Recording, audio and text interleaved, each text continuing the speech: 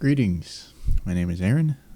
Been a while since I've been on the YouTube, the camera behind the microphone. My voice sounds different, probably, because I'm using an SM57 as opposed to. Well, I know it sounds different because I'm listening to it through my headphones, and it's kind of amazing. You don't really realize the difference. It's hard to realize the difference in microphones if you don't. If you're kind of doing it in the mix of a bunch of different things, but like just talking into one right now, I can tell a huge amount of difference just in like what frequencies it's picking up. Also, it's pointing in a different direction. It's pointing like kind of more at my throat. I imagine if I go move down a little bit, it catches more, but it's basically only catching like the I don't have the words to describe it, but it sounds different. It's interesting. I'll have to try it with other microphones. But anyway, today I thought I would talk a little bit about a subject that's been on my mind recently, will be the title of the video, and that is the euphemism, the common phrase that is ignorance is bliss. And I think this is a very relevant phrase in the world of music and learning music.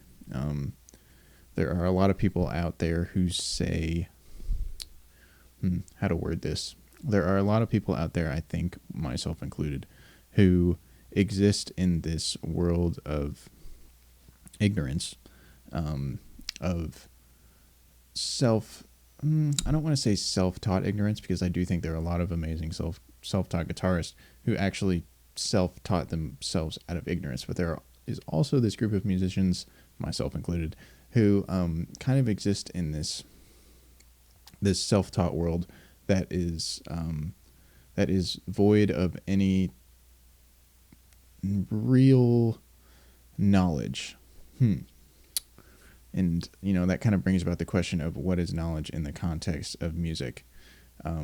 Because there are people who learned entirely by ear who don't really have a lot of theoretical knowledge, but are very good musicians.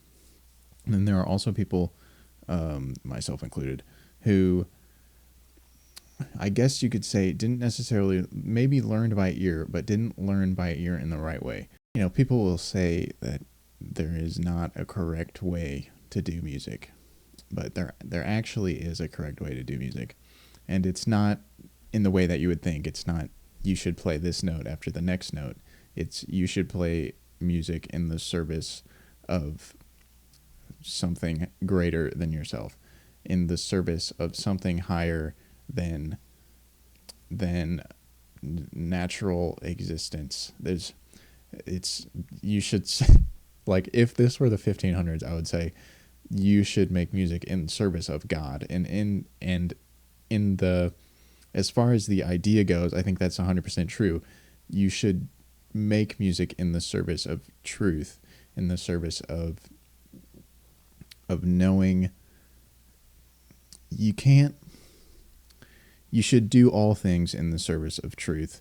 And that idea in the context of music is you need to understand what's going on. You need the knowledge. Because truth exists in knowledge. It doesn't necessarily exist in the cookie cutter. It doesn't necessarily exist in the, how do you word that? The cookie cutter shape of that knowledge. You don't have to use that knowledge as everyone else does, but you do need to know the knowledge. You can't philosophize from a cave. You have to experience the world and experience people and experience what those people think to actually formulate any viable form of philosophy. Or you can't build a guitar from a cave. There's no wood in a cave. You've never seen a guitar. You need the knowledge to understand truth. And so the thing I've been dealing with, and I think that's these people who exist in this box, myself included, this box of self-feeding ignorance, and that what that really means is you play what you play, and you get stuck in what you play, and you don't constantly learn, and that's something that you have to do as someone who's seeking mastery in anything, or someone who's even seeking to be competent in anything. You don't get to just play something nice and then play various forms of that something nice for the rest of your life. You actually have to challenge yourself and do new things and get better, because that's how you discover truth in whatever it is that you're doing. So it's fairly philosophical, but I think it's also it's the idea that's gonna get me to become the best musician that I can, and I think we'll get other people to become the best musicians that they can, because if you're not seeking truth in music, if you're just seeking, and maybe that's it's something that you're doing, maybe you're just seeking enjoyment, or maybe you're just seeking recognition or attention, and I don't think those things are necessarily good things to be seeking from enjoyment or whatever. I mean, that's kind of, it comes with, but enjoyment is not the only thing you should be seeking. It's kind of a fleeting thing to seek, because we are so seldomly enjoyed. We are so seldomly satisfied throughout our day-to-day lives. If you were satisfied all the time, that'd be a strange existence, and I'd want to know exactly what existence you're living, unless you're just and I have some ideas about what existence you're living, because there are certain modes of existence where people are kind of living under like a disguised satisfaction, or maybe it's actually like a disguised misery as satisfaction, mainly like heavy drug users or alcoholics, or maybe gambling addicts, I don't know, but the pursuit of something arduous in the name of truth is there's a lone sock sitting in that door. It's fairly annoying. That's all right. What I say? The pursuit of truth in the face of arduousness is, I think, the meaning of human existence. And I suppose at this point I'm just reiterating Plato's cave allegory. I think it was Plato's cave. I think that's what it was. Or the other guy, the guy before him or after him. Or maybe Plato was the first one and the guy in the middle, and then the guy after him, or maybe Plato was the last one. There's 3 Greek philosophers, and they went in a row. Plato's somewhere in that row, and I think he made the cave allegory. Don't really remember. Been a while. But yeah, the world is truth. The cave is easy. The cave is, it's ignorance. Ignorance is bliss. Although the cave in the allegory sounds kind of shitty. It doesn't sound too great, but I think that the what would you call it? The symbology of the people in the cave is that the cave actually does suck, even though you don't know it sucks, because you don't know anything else. You're like, well, this is just life. It's whatever. It's cool. We get to look at shadows or whatever. But the guy who goes out goes, this sucks, but there's so much shit out here. Like, it's so cool out here. But it also sucks because I don't know what's going on. The world is huge, and there's a bunch of stuff in it, and that can be super overwhelming. And I think that's how music is. Music can be absolutely overwhelming. Like, if you listen to a classical pianist, amazing jazz players, super great pop artists like Jacob Collier, he will blow your mind. He will make you literally go, I'm never going to do that. And what am I doing? What am I doing if he can do that? What am I doing if J.S. Bach can do that? If Chopin can do that? If Wes Montgomery can do that? What the hell am I doing? Like, what is the point of my musical truth if these other musical truths already exist? But that's not the point.